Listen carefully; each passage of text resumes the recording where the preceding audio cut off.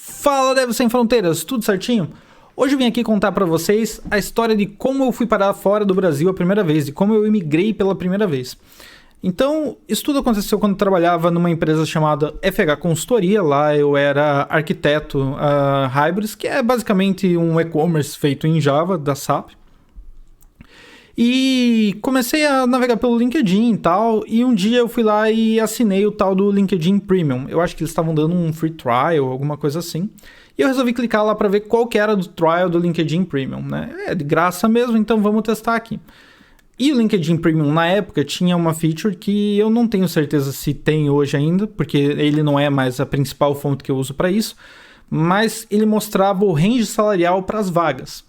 Então, na época, eu não sei, uma vaga para o Brasil estava pagando lá, em média, sei lá, vamos dizer que se você fosse um desenvolvedor de software razoavelmente bom, tal, ali em Curitiba, que era onde eu estava, vamos imaginar que você ganhasse uns 8 mil na época. Eu não lembro se era esse o salário, mas vamos dizer que era um bom salário para a época, né? Vamos fazer de conta. E aí, beleza, eu peguei, fui entrar ao range para ver e, por curiosidade, resolvi ver o salário das vagas do exterior. E aí vi que essas vagas pagavam uma coisa absurda, assim, sabe? Pagavam, na época, coisa na casa dos 75 mil, 80 mil dólares por ano, assim. Aí eu peguei e fiz uma conta rápida, né? Eu falei, pô, 75 mil dólares por ano, dividido por 12. Vamos dividir rapidamente aqui para ver se minha matemática tá boa, né? Vai dar 5,60, sobra 20 mais uma vez, dava 70, uns 7 mil dólares por mês, mais ou menos. Naquela época, eu não lembro exatamente quanto estava o dólar, vamos dizer que tivesse a R$4, que eu acho que era mais ou menos o que estava, 28 mil reais por mês. Eu peguei e fiz essa conta e falei, caramba, eu preciso conseguir uma vaga dessas, né? Porque se eu for para fora, pegar e juntar uma grana, pô, logo, né, minha vida tá bem diferente. E aí, peguei e esbarrei no primeiro obstáculo, que era justamente eu descobrir, beleza, eu sei que essas vagas existem, sei que eles contratam pessoas para essas vagas. Na época nem se cogitava ainda a inteligência artificial, né? Não tinha GitHub Copilot, nem nada do gênero, então tem que ser pessoas. Um ser humano vai vir e vai fazer esse trabalho aí. E vi que tinha vaga para Hybris. Então é um ser humano que mexe com Java, mexe com Hybris, mexe com o que eu mexo aqui. Então eu tenho que pegar e descobrir como chegar nessas vagas. Não sabia. Mas eu sempre fui meio ousado, assim, para as coisas. Sempre fui de testar, eu sempre fui da seguinte opinião, meio que para quase tudo, assim, que eu faço, né? Você tem um objetivo, você quer pegar e fazer alguma coisa, chegar a algum lugar. A primeira coisa que você tem que fazer é fazer vários testes. Faça vários testes em pequena escala. Não vai, por exemplo, você acha que fez uma máquina voadora lá, vou pegar, me colocar na minha máquina voadora e pular do prédio aqui. Não faça isso. Não faça isso porque você vai pegar e talvez se esborrache lá. Talvez tua máquina voe, talvez você seja o Santos Dumont do século XXI. Mas, apesar que já inventaram um avião muito antes, né? Já tem o Santos Dumont, então não precisa. Mas, você tem que pegar e fazer testes em pequena escala. Então, beleza, vou pegar e pular em um banquinho, vou pegar e, né, colocar uma escada.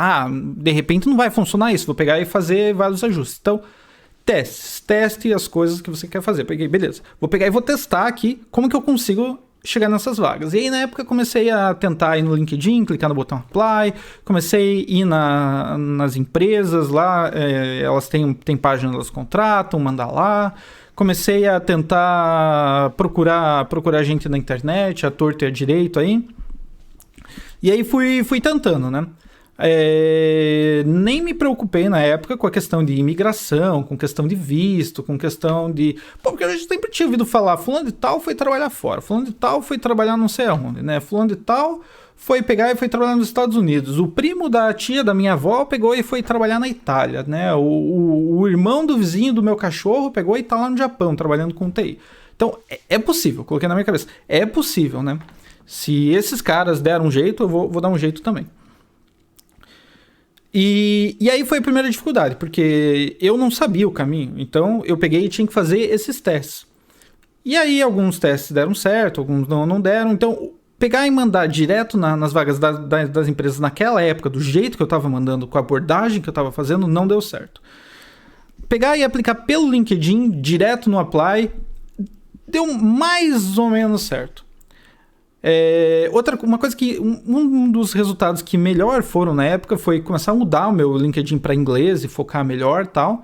E começar a me conectar direto com as pessoas que eu via que estavam publicando as vagas. Então, por exemplo, vamos dizer que um cara foi lá na Austrália e publicou uma vaga para Hybris lá e tal. Aí eu lá peguei e já tinha atualizado meu e-mail para inglês, tal, feito bonito, né? O melhor que eu conseguia na época.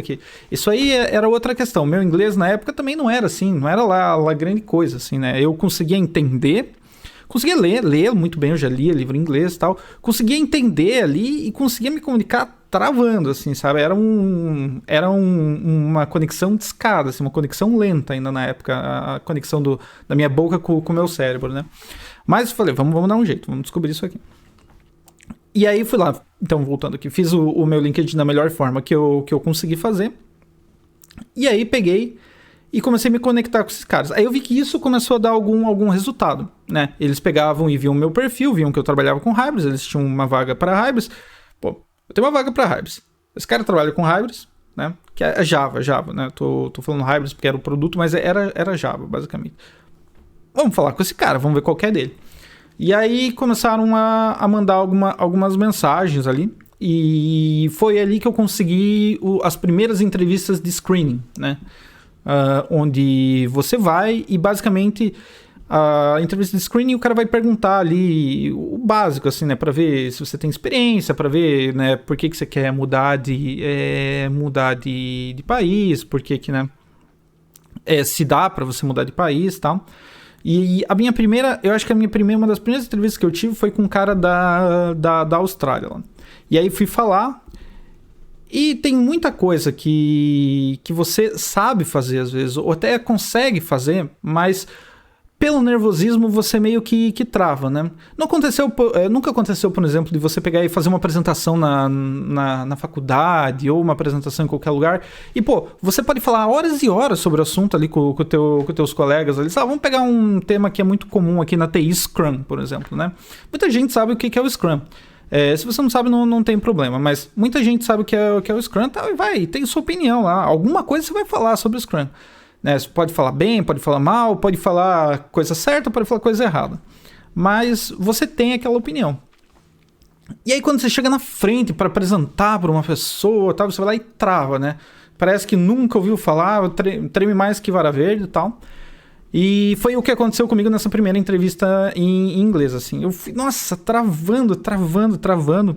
E eu acho que eu liguei pelo Skype, ou foi uma ligação, ou ele me ligou no telefone, e a ligação era péssima, eu não conseguia entender bulhufas do que o cara tava falando, assim, porque em partes a comunicação tava ruim, a conexão tava ruim. E aí, beleza.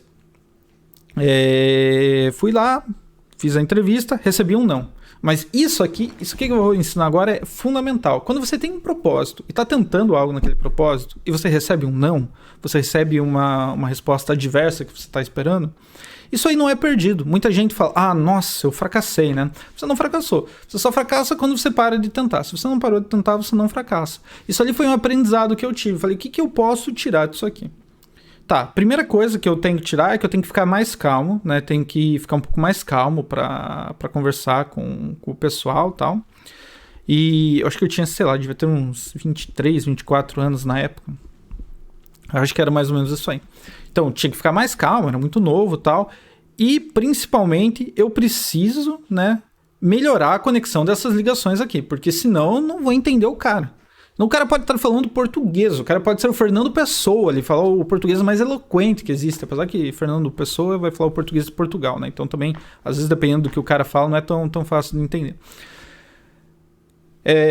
Então, voltando aqui. Aí ele vai falar, podia falar o português mais perfeito, que eu não ia entender, o cara parecia que eu tava falando uma lata de sardinha com o cara. Então, essa foi a primeira coisa que eu peguei e foquei. Então, beleza. Pro próximo, eu preciso de um fone decente aqui. Acho que vou agendar pelo Skype, que a ligação vai ser melhor, vai ser pelo computador. Vou pegar e vou fazer isso. E aí fui e tal, aprendi. Aí melhorou a ligação. Aí ainda fiquei um pouco nervoso nas próximas e tal. E continuei aplicando. Aí, eventualmente, chegou um ponto em que eu conseguia me comunicar suficientemente bem para a pessoa me compreender e eu compreender ela. Mas veja, eu já tinha inglês mais ou menos, né? Não imagine que foi esse o momento que eu aprendi. Também é uma história inusitada de como eu aprendi o inglês, mas essa é a história para um outro vídeo. E aí eu cheguei num ponto onde, eventualmente, eu consegui passar dessa etapa de screening, né? E aí já cheguei em algumas conversas sobre visto e tal, e já compreendi que algumas vagas poderiam patrocinar visto para mim, outras não poderiam patrocinar visto, né? Então, porque, veja, no meu caso não tinha descendência, não tinha nada e tal, então dependia da empresa patrocinar o visto.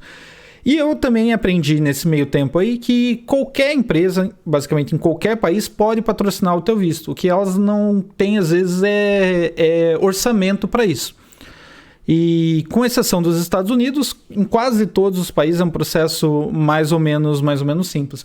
Mas veja, né? Isso aqui eu levei o quê? Entre eu começar a aplicar para o screening e chegar no ponto onde eu consegui, isso aqui foram 3, 4 minutos de história. Na vida real não foi bem assim. Na vida real foram alguns meses ali. Acho que foi, sei lá, uns 2, 3 meses, talvez 4, 2, 3 meses nisso aí. E aí comecei a ir para a próxima etapa. Então, próxima etapa, vai lá. Ah, beleza, estou acostumado a fazer sistemas aqui, trabalhar com e-commerce, né? Sei muito bem essa plataforma que a gente usa aqui, que é o Hybris e tal. Aí chega lá na entrevista, o cara vai lá e me pede, inverta uma lista duplamente encadeada aqui. Falei, caramba, faz tempo que eu não faço isso, né? Não estava esperando que era isso. Eu esperava que você fosse me perguntar de Java, esperava que você fosse perguntar de Spring MVC, esperava que você fosse perguntar de Spring Core, ou fosse perguntar de Hybris aqui. Então, isso aí foi outra coisa. Mais uma vez, por eu estar lá, né, indo e desbravando, reinventando o caminho das pedras ali, redescobrindo a roda. Eu não esperava que fosse assim. Então, na segunda entrevista que eu cheguei na parte técnica, eu cheguei um pouco despreparado por não saber isso, né? Mas eu entendi. Então beleza. Então os caras não vão perguntar só sobre Hybris, vão perguntar sobre outras coisas. E aí beleza. E aí foi mais um tempo até conseguir outras entrevistas que eu pegasse e chegasse na etapa técnica de volta, né? Então, aqui tem uma lição muito importante. Na vida, é importante você saber o quanto você quer alguma coisa. Eu tinha muito claro para mim que trabalhar no exterior era uma coisa assim que ia mudar completamente a minha realidade, sabe? Eu tinha para mim que esse ali era o caminho que eu deveria seguir. Então, eu queria fazer com que aquilo desse certo, não importava como. Eu ia fazer o negócio dar certo. Vou dar um outro exemplo aqui. Às vezes no começo do ano a gente vai lá e faz uma promessa do ano novo, que esse ano eu vou entrar na academia, mas assim, quando você olha no fundo do teu ser, quando você olha lá no âmago do que te motiva, você não quer isso de verdade, sabe? Você acha que seria cool você ter uma saúde legal, ter um corpinho bacana e tal, mas não. Nossa, tem gente que pega e está disposto a fazer academia se conseguir encaixar na hora do almoço. Tem gente que está disposta a fazer se precisar acordar cedo. Tem gente que está disposta, se você precisar, sei lá, ir todo dia e mudar a dieta. Tem diferentes níveis de motivação que as pessoas têm por quanto elas querem aquilo. E tá tudo bem. Às vezes, se aquilo não é o que você realmente quer, se não é... E você acaba não sacrificando tanto, assim. Mas para mim, trabalhar fora era o que eu queria e ia funcionar de qualquer jeito. Então, eu continuei tentando. E aí cheguei de volta, consegui algumas entrevistas técnicas de novo. E aí consegui passar dessas primeiras entrevistas técnicas mais preliminares. E aí já estava bom, então, porque eu já tinha entendido o que as empresas procuravam, já tinha entendido mais ou menos como entrar em contato com os recrutadores, já tinha entendido o que acontecia nas primeiras reuniões, ali nas primeiras entrevistas que você tinha técnica, que eram um teste mais de algoritmos, fui lá e pratiquei até ficar bom naquilo e tal. E aí consegui chegar nas etapas finais das entrevistas técnicas em duas empresas. Uma era uma consultoria em Boston, a outra era um grupo de varejo dos Emirados Árabes. E aí eram perguntas sobre Hybris. E assim, era Hybris e Java e aquilo tudo era o meu dia a dia, então eu consegui responder muito bem assim, as perguntas. E recebi a proposta nas duas. Na verdade, antes da proposta, né, depois da etapa técnica, sempre tem uma etapa onde você fala ou com o gerente de contratação ou com o responsável pela área, tal. Então eu tive essa reunião também ali, essa ligação. E normalmente nessa ligação eles vão perguntar, assim, né? Vão perguntar o que você espera, tal, como você se vê daqui a 5 anos, como... E eu lembro que na época teve uma pergunta engraçada, porque lembre-se, né? Apesar de ser Java, era um pacote específico lá não um pacote específico, mas uma plataforma específica escrita em Java que eu trabalhava, que era o Hybris. E aí o cara do Dubai me perguntou, se você fosse abrir uma empresa de e-commerce hoje, você contrataria, você usaria Hybris para fazer ela?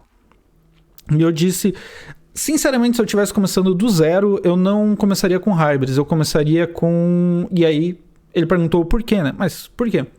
E aí eu expliquei qual que era o meu raciocínio por detrás daquilo. Bom, eu começaria com o Magento, que é uma plataforma open source, é um pouco mais barato, os desenvolvedores também você vai encontrar com um pouco mais de facilidade, e aí com isso você vai conseguir validar a tua ideia melhor, e aí sim, se o teu negócio começar a crescer, escalar, você procura outras alternativas, né? Porque o mais importante é primeiro você validar o negócio, né? E depois você usar a tecnologia para alavancar o teu negócio.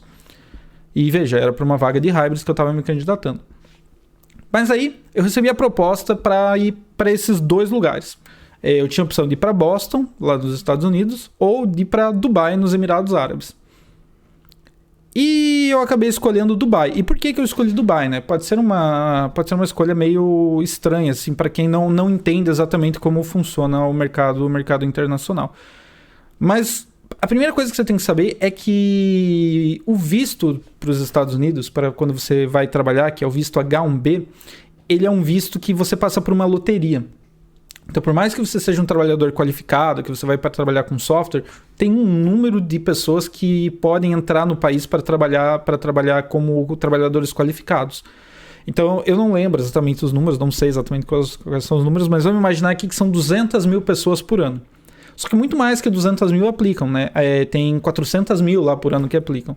E aí como que eles decidem? Bom, tem alguns fatores que eles levam em consideração, mas a grosso modo é uma loteria. Eles vão sortear teu nome e puxar lá. E pode ser que você vá, pode ser que você não vá. E esse processo é demorado. Tudo que envolve os Estados Unidos é um pouco mais burocrático, assim. Então, tinha chance de ainda não dar certo por causa desse visto.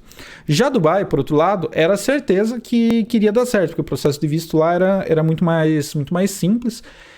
Também tinha o fato de que o salário era um pouco maior e era 100% tax-free, então não precisava pagar imposto. E uma coisa que o recrutador que entrou em contato comigo inicialmente falou, olha, faz assim, vem pra cá, começa a tua carreira aqui, é um lugar bem bacana, tem várias coisas para você fazer, é um país bem moderno, sabe, é tax-free e tal, pega a experiência aqui, e aí sim, aí depois você pode ir para outro lugar, pode ir para Europa, pode ir para os Estados Unidos, tal. Na época eu tinha falado para ele que assim, o meu principal objetivo era ir para Amsterdã ou para os Estados Unidos na época, né? E aí eu fiz isso, peguei e fui para lá. A empresa pagou tudo para que eu me mudasse, pagou a passagem, pagou o meu visto, deu um dinheiro para eu pegar e me estabelecer e me ajudou muito. Mas, veja, não é um processo fácil, principalmente quando você está aprendendo a primeira vez a aplicar. Quando eu apliquei a segunda vez, quando eu decidi sair de Dubai e vir para Amsterdã, foi uma outra história. Porque aí eu já sabia como que era o processo, já sabia o que as empresas esperavam, meu inglês já estava muito melhor, eu já tinha muito mais experiência, já tinha mais experiência não só profissional, mas experiência de vida. Então, entre eu começar a aplicar, eu decidi vou para Amsterdã e eu receber o meu sim do Booking, eu acho que foi uma coisa de 3 semanas. E quando eu recebi o sim, não foi só do Booking, eu recebi de outras 2 empresas. Uma era uma consultoria e a outra era uma empresa também de turismo. Aqui eu pude escolher qual proposta eu queria e acabei optando pelo Booking, pelo tamanho da empresa, né? Então é isso, galera. Essa foi mais ou menos a história de como eu comecei a trabalhar no exterior, como eu saí do país pela primeira vez. Tem uma outra história onde eu conto como eu vim parar aqui em Amsterdã.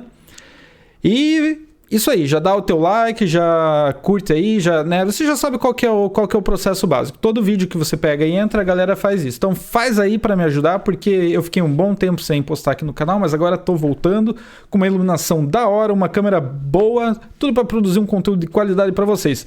Valeu!